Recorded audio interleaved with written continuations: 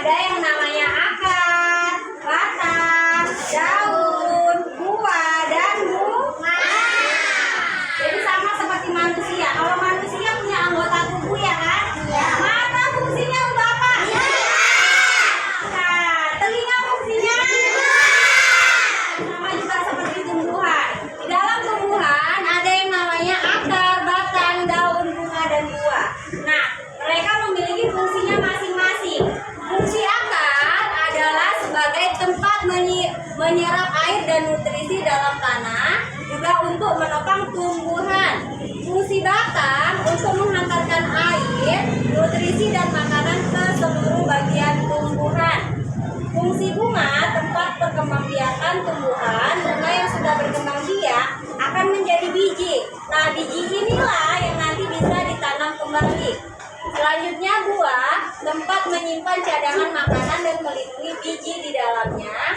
Dan selanjutnya daun, fungsinya adalah tempat tumbuhan membuat makanan. Makanan ini dibutuhkan agar tanaman bisa tumbuh. Sekarang pertanyaannya adalah, Ibu, ada contoh tumbuhan. Nah, ini adalah tumbuhan cabai. Pernah melihat pohon cabai kan?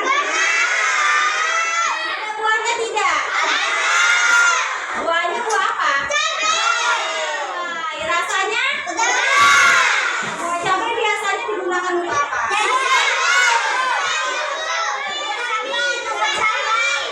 Kerja buat sambal. Nah, jadi di dalam tanaman cabai ini ada namanya akar, ada batang, ada bunga, dan juga buah. Sekarang Ibu mau Hafiz maju ke depan. Nah, sekarang Ibu tanya, Hafiz, apakah kamu tahu fungsi dari akar? Tahu. Kira-kira fungsi dari akar ini untuk apa, Hafiz? Agar untuk menyerap air dan nutrisi dari dalam tanah dan juga untuk menopang tumbuhan. Oke, good job. Boleh duduk kembali, Hafiz. Tepuk tangan buat Hafiz. Nah, kalau misalnya pohon cabai ini tidak kita siram, kira-kira apa yang akan terjadi? Mati, maka dia akan layu. Jadi kalau kita punya tanaman di rumah, punya tumbuhan di rumah, maka harus kita rawat. Merawatnya dengan cara apa?